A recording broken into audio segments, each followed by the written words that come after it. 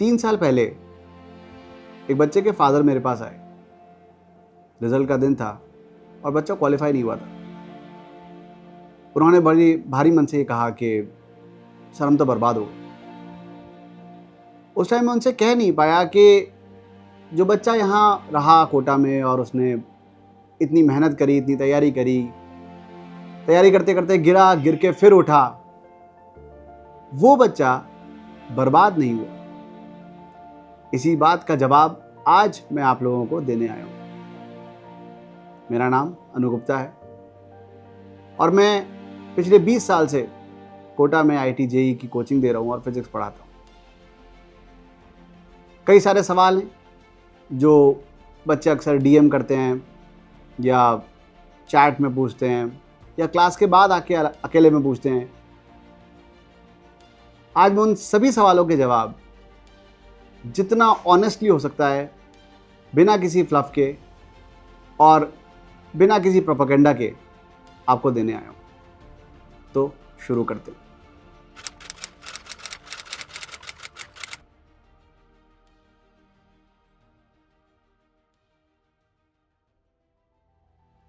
ये सवाल मुझसे हजारों बार पूछा गया है। तो मैं एक बात ये कह सकता हूं कि कोटा कोई जगह नहीं है, ये एक एक्सपीरियंस है। और ये एक्सपीरियंस आपके लिए एक लर्निंग एक्सपीरियंस होगा या नहीं, ये इस बात पे डिपेंड करता है कि आप कितने प्रिपेयर्ड होके यहाँ आ रहे हो और आपके यहाँ आने का रीज़न क्या है। क्या आप खुद से यहाँ आना चाहते थे, JEE की तैयारी करना चाहते थे, या आप सिर्फ इसलिए आए क्योंकि किसी और ने आपके लिए ये डिसीजन ले लिया। कुछ बच्चों के एग्जाम्पल लेता हूँ। जैसे एक बच्चा था, वो मेवात में किसी गवर्नमेंट स्कूल से आया था। उसके बेसिक्स बहुत वीक थे, इवन मतलब बेसिक मैथ्स भी उसकी गड़बड़ थी। उसे पता ही नहीं था कि वो कितना अच्छा कर सकता है, कितना बुरा कर सकता है। लेकिन जब वो यहाँ आया, उसे एक बिल्कुल स्ट्रक्चर्ड मटेरियल मिला, बहुत बढ़िया कंपटीशन मिला और वो लगा रहा क्योंकि बच्चा डेडिकेटेड था। तो within 6 months he performed extremely well.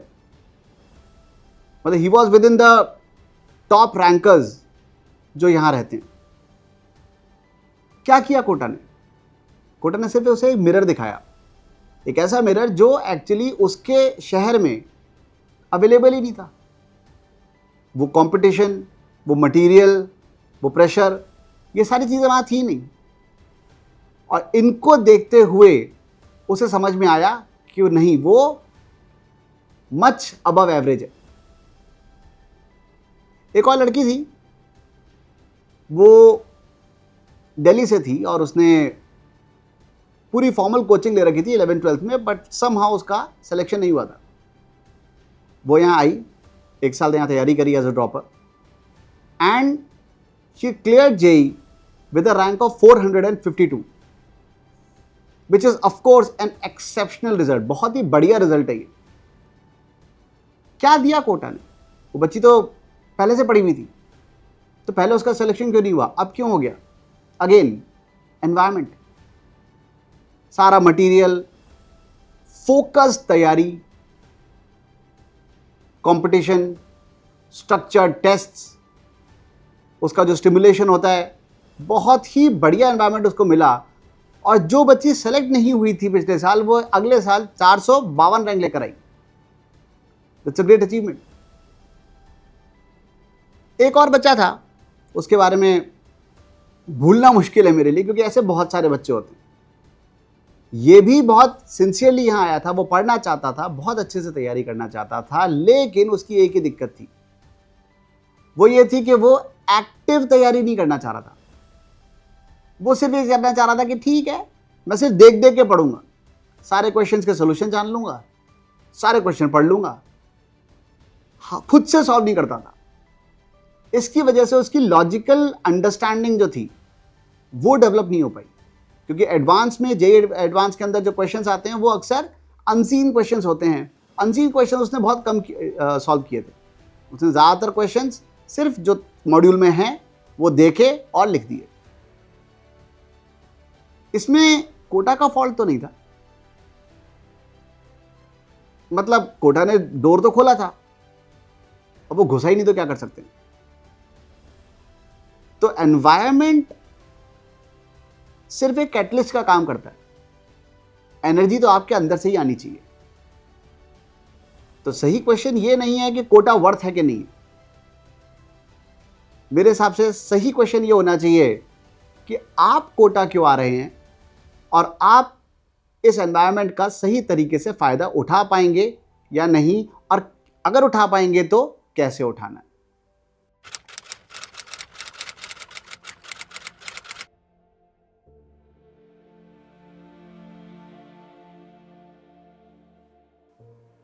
ये प्रॉब्लम बहुत सारे बच्चों की है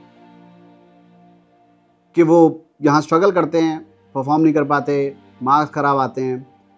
तो बजाय वो इस बात से जूझने के कि मार्क्स खराब आ रहे हैं या इस बात को हैंडल करने के कि अब आगे स्कोर बेटर कैसे लाना है, उनके दिमाग में आधी टेंशन तो इसी बात की है कि यार मम्मी पापा को कैसे बताऊं।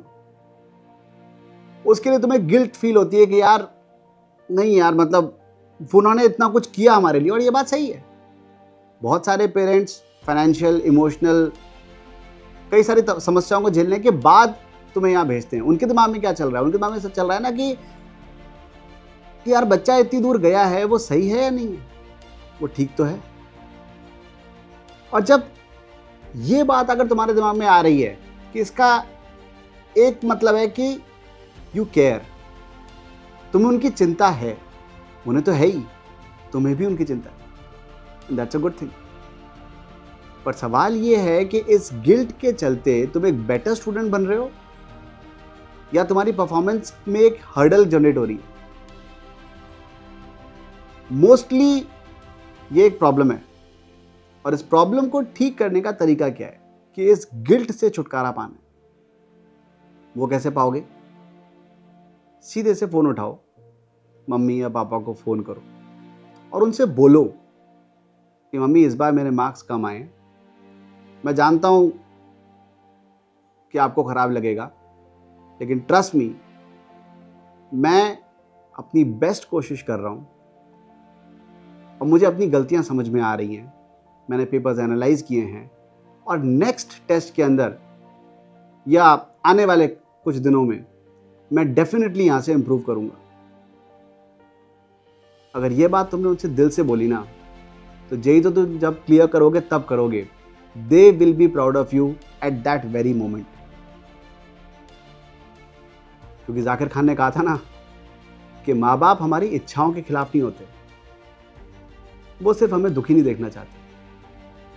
अगर उन्होंने देखा कि यू आर स्ट्रांग देयर और परेशान नहीं हो, तो उन्हें उतना बुरा नहीं लगेगा। तो इस गिल्ट से छुटकारा पाओ, ये तुम्हारे अकेले का वजन नहीं है उठाने के लिए, इसे शेयर करो।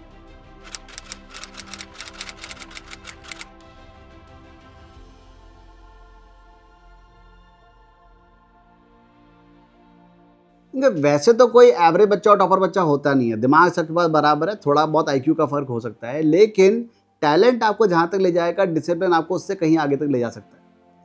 लेकिन फिर भी अगर हम एटीट्यूड की बात करें तो एक बहुत बेसिक सा फर्क होता है।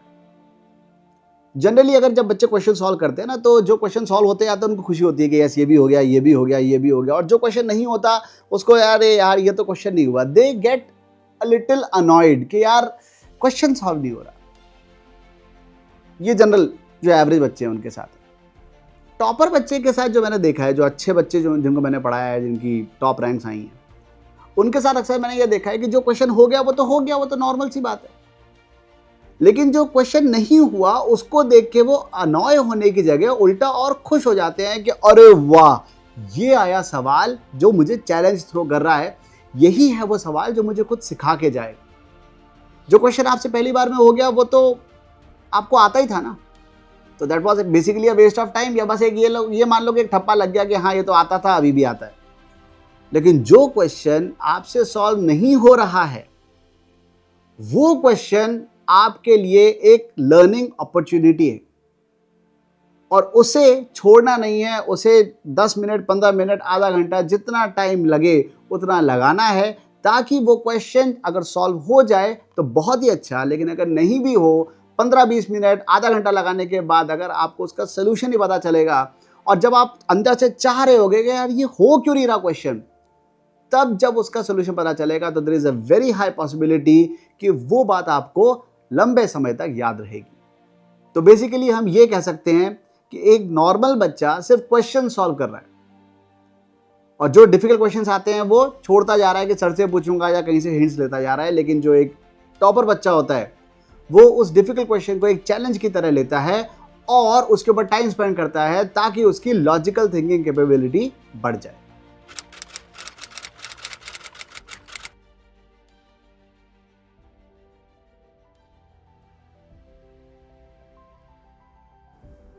कोटा में सब अवेलेबल है, चाहे वो क्यूरेटेड मटेरियल हो, एक्सपर्ट गाइडेंस हो या फिर बहुत ही बढ़िया कंपटीशन हो।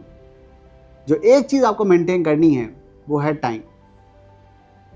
वैसे तो यहाँ पे टाइम टेबल भी करीब करीब फिक्स्ड ही होता है क्योंकि क्लासेस का टाइम फिक्स्ड है, मेस का टाइम फिक्स्ड है। बस जो आपका फ्री टाइम है आपको उसे मैनेज करना है। उसमें भी अगर आप अपना होमवर्क सही समय पे कर लेते हैं तो उसके बाद आप फ्री हैं करने के लिए, लेकिन अक्सर वो होमवर्क भी समय रहते नहीं हो पाता और उसका रीज़न है अनकंट्रोल्ड ब्रेक्स। पढ़ते पढ़ते हम चाय पीने का मन हुआ, आधे घंटे के लिए घूमने चले गए कि भाई आधे घंटा ब्रेक लेके आते हैं। भाई जो आप ब्रेक आप 10 मिनट में कर सकते हो काम, उसमें आपको आधे घंटे का ब्रेक क्यों चाहिए? लंच या डिनर की अगर हम लोग बात करें तो अक्सर 1 घंटे का ब्रेक हो गया। This can be done with in 20 minutes. चलो 10 मिनट आपने थोड़ा रेस्ट भी कर लिया, क्योंकि यहाँ पे ट्रैवलिंग टाइम अगर आप देखें तो बाकी शहरों के सामने नेग्लिजिबल है। तो इस वजह से आप बहुत ही बढ़िया एनवायरनमेंट में कम से कम टाइम में हाईएस्ट प्रोडक्टिविटी पे काम कर सकते हैं। दूसरा जो सबसे ज़्यादा समय जाता है बच्चों का वो होता है सोने में। अब कई बार बच्चे क्या करते हैं कि ड्यू टू स्क्रीन टाइम या मे बी घूमने फिरने की वजह से वो पढ़ाई का टाइम तो उतना ही रखते हैं लेकिन सोने का टाइम सेक्रीफाइस कर देते हैं। So you need to understand one thing कि a good sleep time is as good as study time. सोने के बारे में मैं 3 बातें कह सकता हूं। पहली, आपकी स्लीप साइकिल करीब करीब 90 मिनट्स की होती है, यानी कि 1.5 घंटे की होती है, तो आपकी नींद 1.5 घंटे के मल्टीपल्स में होनी चाहिए। दूसरी बात, बेस्ट रहेगा अगर आप 6 या 7.5 घंटे सो। अगर आप 6 घंटे सोते हो और आपकी एफिशिएंसी कुछ खास नहीं गिर रही है तो इट्स ओके, लेकिन 7.5 घंटे सोना एक ऑप्टिमम टाइम माना जा सकता है। और तीसरा, आपके सोने का टाइम फिक्स होना चाहिए। वो रात को 12 बजे से अगर सुबह 7:30 बजे हो रहा है तो वो डेली ऐसा ही होना चाहिए। इस बात पे डिपेंड ना करते हुए कि अगले दिन संडे है या नहीं है, अगले दिन क्लास है या नहीं है।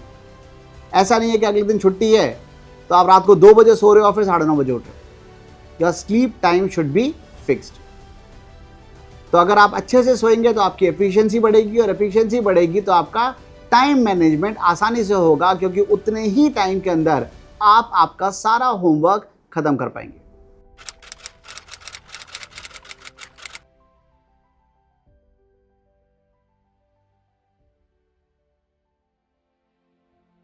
अगर आपको ऐसा लगता है कि जो आपने तैयारी करी थी उसमें आपने अपना 100% नहीं दिया और आपको मालूम है कि भाई मैंने ये चीज़ें नहीं करी थी, PYQs अच्छे से नहीं किए थे या क्वेश्चन सॉल्व नहीं किए थे या टेस्ट अच्छे से नहीं दिए थे, तो उस केस में आपको ड्रॉप ले लेना चाहिए, क्योंकि आप जानते हैं कि क्या कमी रह गई थी। लेकिन अगर आपको ये लगता है कि नहीं यार मैंने अपना 110% दे दिया था, इससे ज़्यादा मैं कुछ नहीं कर सकता, भले ही आपने तैयारी किसी भी लेवल पे करी हो, एब्सोल्युटली परफेक्ट करना तो इम्पॉसिबल है, लेकिन भले ही आपने किसी भी लेवल पर तैयारी करी हो, लेकिन अगर आपको अंदर से ऐसा लगता है कि नहीं यार इससे ज़्यादा मैं नहीं कर सकता, तो in that case you should not think about a drop. वैसे भी अगर हम यहाँ देखते हैं तो कोटा का अगर हिस्टोरिकल डेटा देखा जाए तो जो बल्क में सिलेक्शंस होते हैं वो ड्रॉपर्स के ही होते हैं।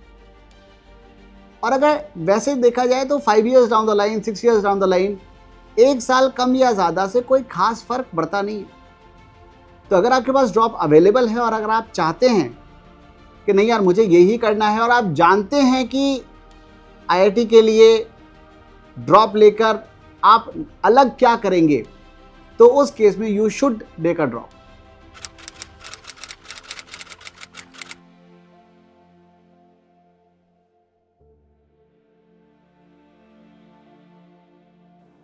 तो एंड में मैं बस यही कहना चाहूंगा कि अगर आप कोटा आ रहे हैं तो it should be a decision which is driven by you and not by external circumstances.